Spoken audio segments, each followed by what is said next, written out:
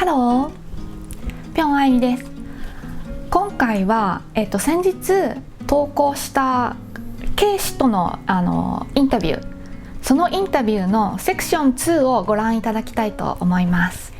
このセクション2で話をしているのは脳の可塑性についてです。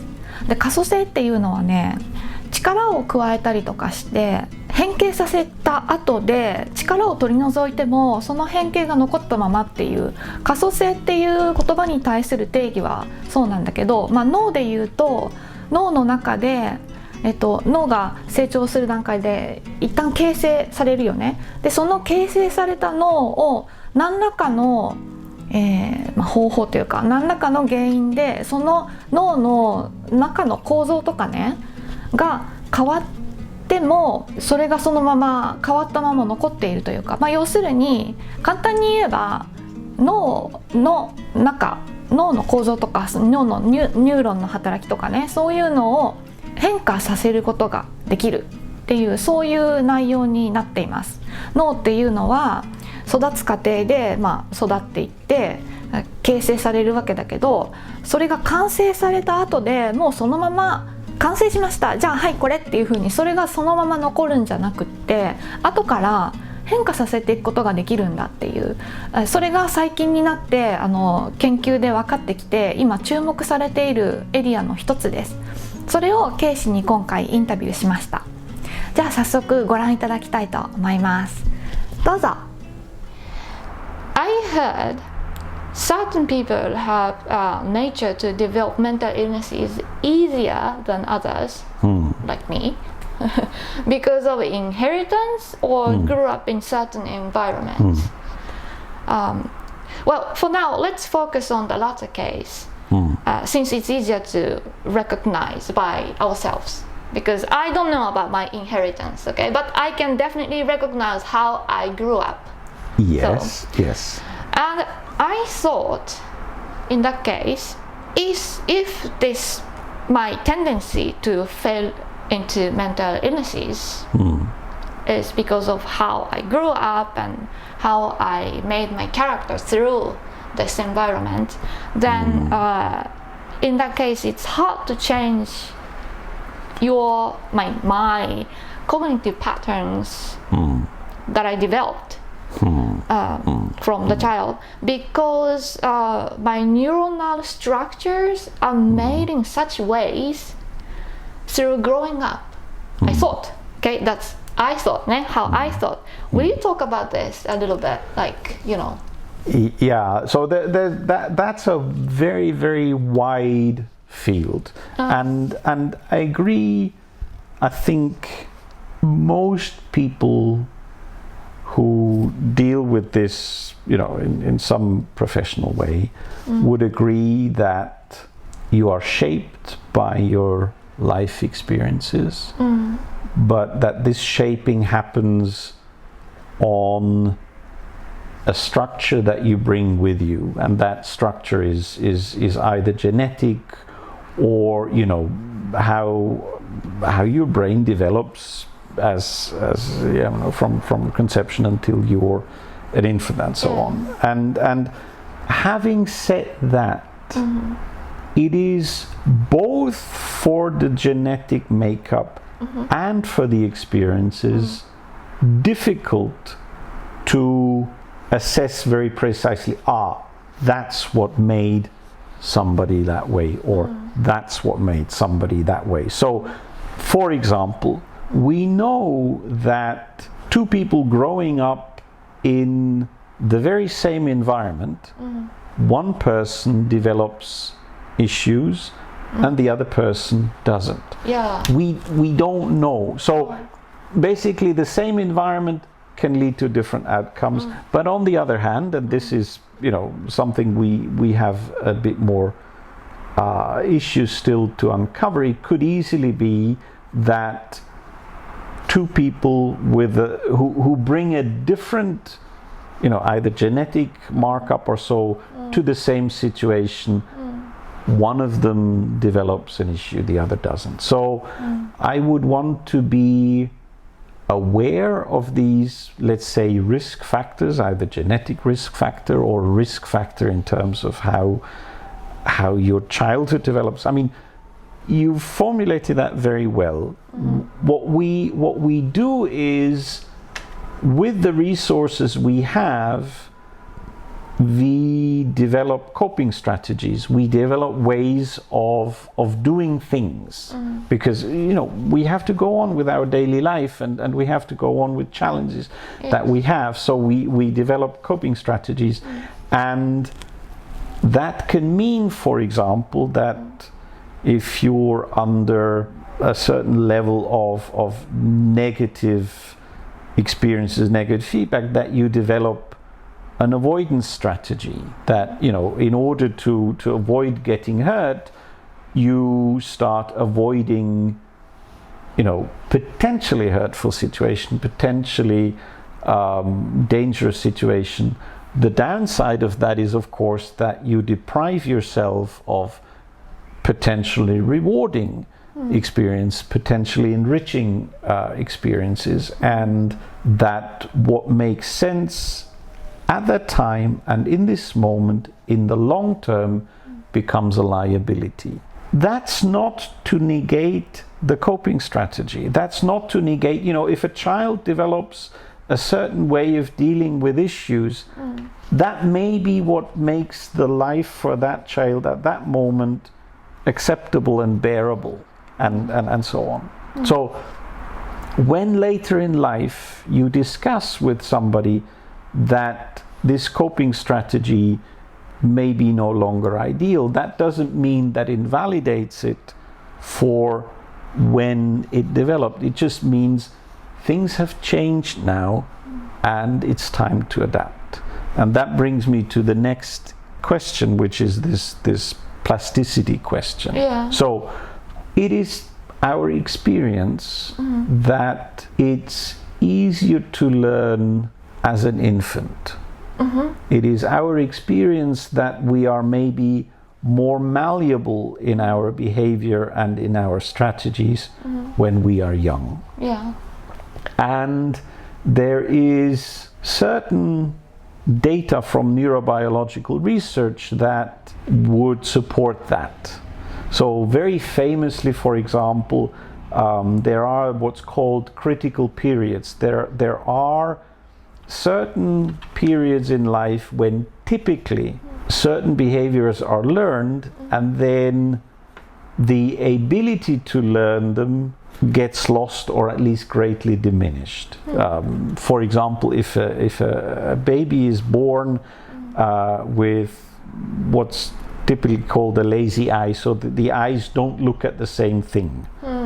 So if this goes on completely uncorrected, what you will have is double vision. You will see two images, and that is not something you can live with. So what the brain, what the patient's, the coping strategy there is to basically start focusing only on one eye, and the other eye you start ignoring.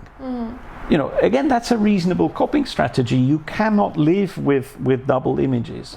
But what that does is the circuitry that should develop in the brain of this infant, of this child, doesn't develop. So what you end up with, actually one of my great aunts had that.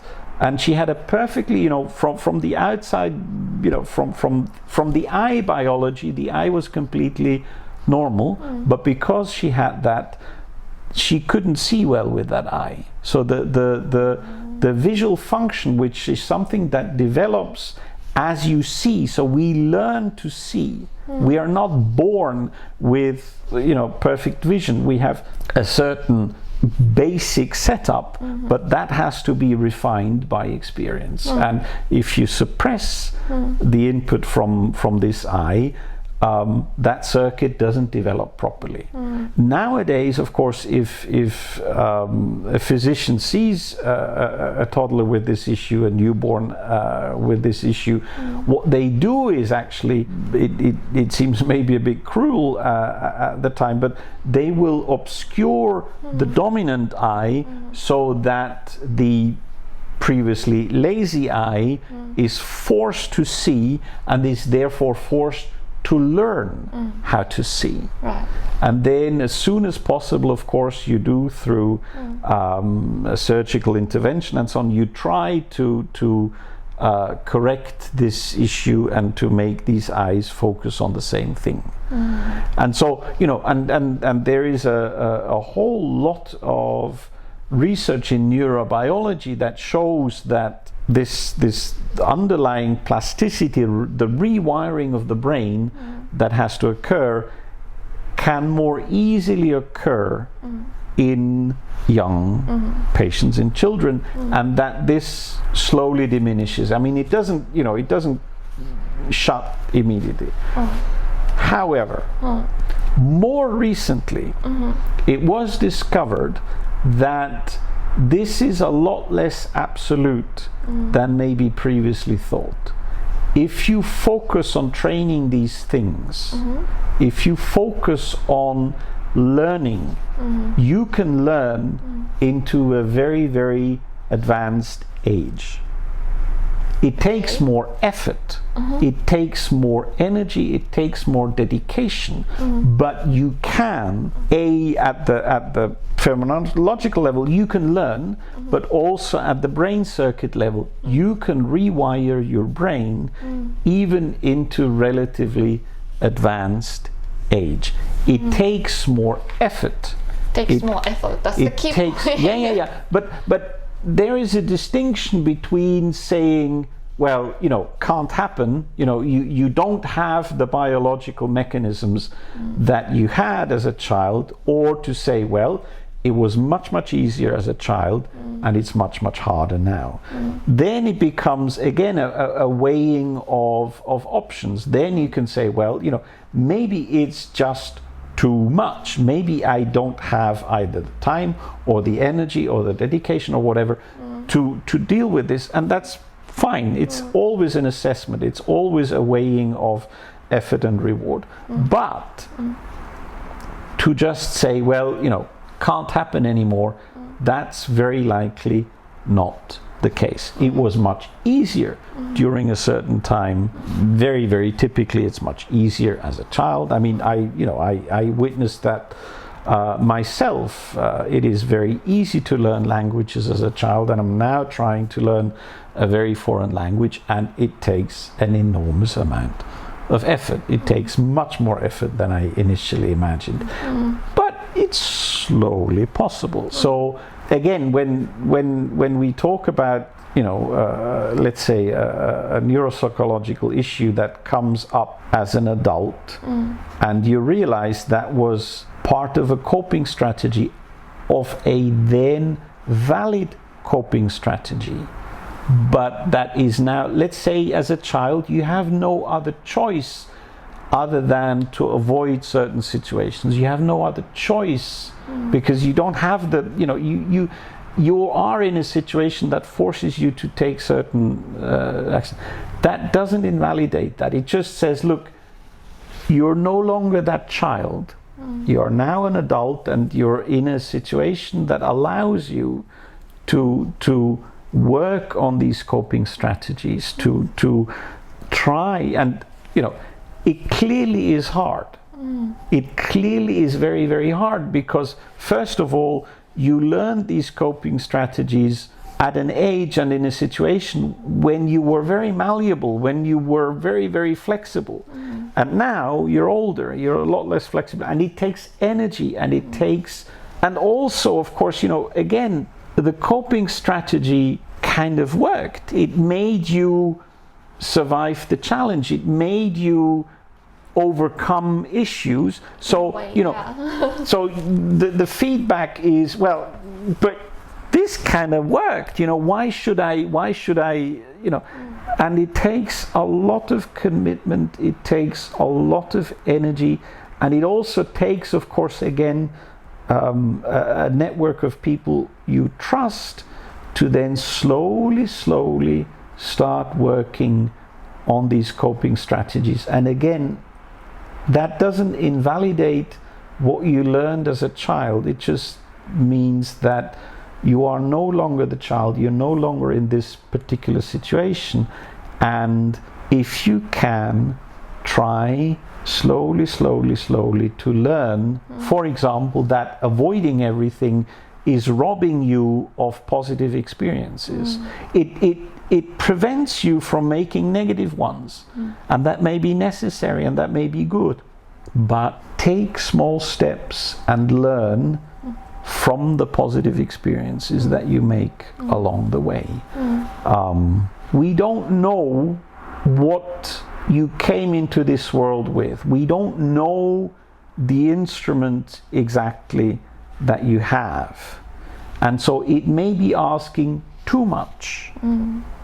I think you also have to learn at the same time as you learn to take credit for your success and for you also have to be kind to yourself.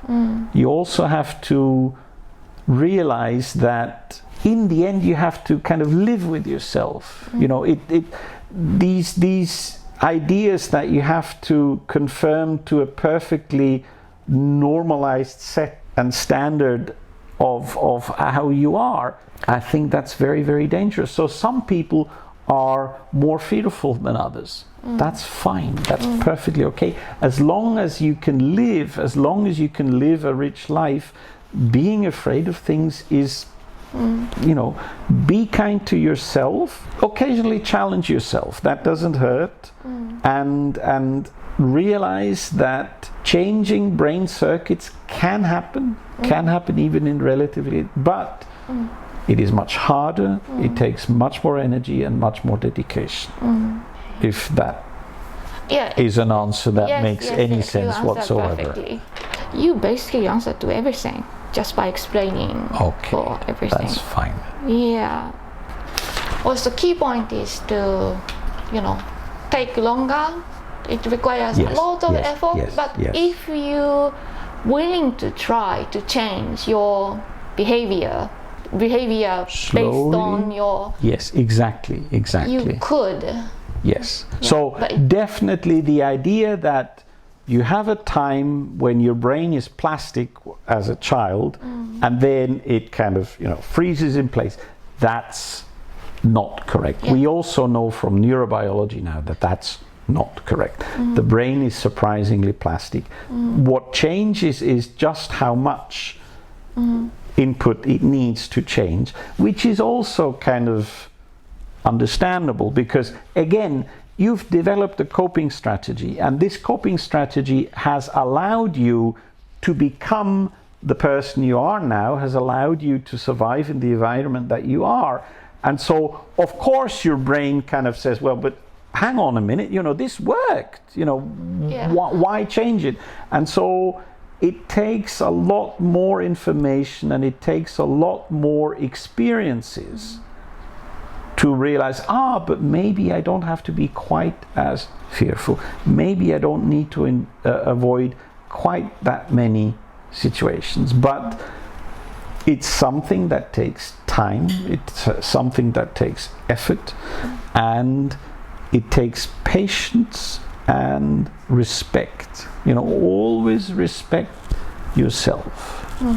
There is no perfect way of living. There is no perfect way of being and of reacting. It's always you. And of course, I think it is desirable to make your life richer, less painful, less fearful, less other.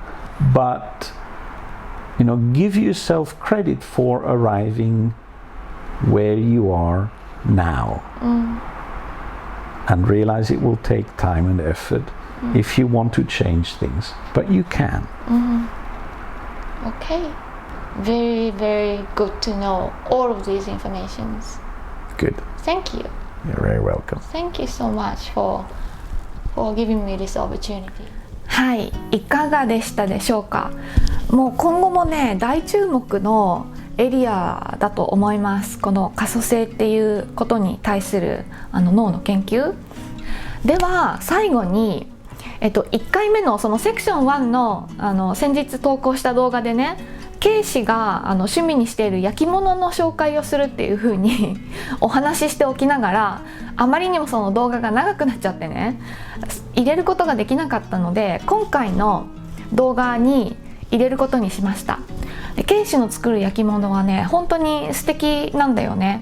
で K氏がその主に好んで使うその土の材料が白い感じに仕上がる焼き物なんだよね。なんかいろんなその土の材料によって焼き上がった後のそのカラー、焼き物のっていうのが決まるらしいんだけど、彼が好んで使うのは白です。デザインを上から焼く前なのかな、焼いた後なのかな、なんかこう塗ったりとかするのもすごく綺麗に仕上がっています。じゃあ早速その焼き物をご覧ください。はい、見てください。これ素敵でしょ。このね、彼の作る最近の作品はこんな風にね、大きいものが多いです。結構ね、動画からちょっと感じが伝わるかどうかわかんないけど大きいんですよ。で、白いベースで青い色っていうのが多いですね。この焼き物なんかも白いもののベースに青いペイントがしてあります。で、ブラシでね、なんかこう撫でたような模様とか、あとブラシでパーってなんかこうペイントを、なんて言うんだろう、ブラシを投げてその水滴をつけたような、そういう感じのデザインなんかもねあります。結構これ私好きです。素敵。青のこの色がねいいと思うんだよね。でこれはね、彼の作品にしては珍しく黒い焼き物のベースで、なんかこう焼いた時にいい感じに垂れるような薬剤がつけてあります。でこういうね、小さいポットみたいなのをよく焼いてたんだよね、以前は。最近は大きいものばっかり焼いているみたいだけれども。はい、とっても素敵な焼き物だったと思います。なんかね、そのうち焼き物のブログサイトか何かをK氏は作る予定でいて、でもしその焼き物のブログサイトなんかを作ってね、焼き物の紹介なんかをするようになったら、また別の動画でお伝えするか、それかこの動画のコメントの欄のところにね、リンクを貼り付けようかなとは思っています。はい、じゃあ今回はこんなところで。またね、バイバーイ。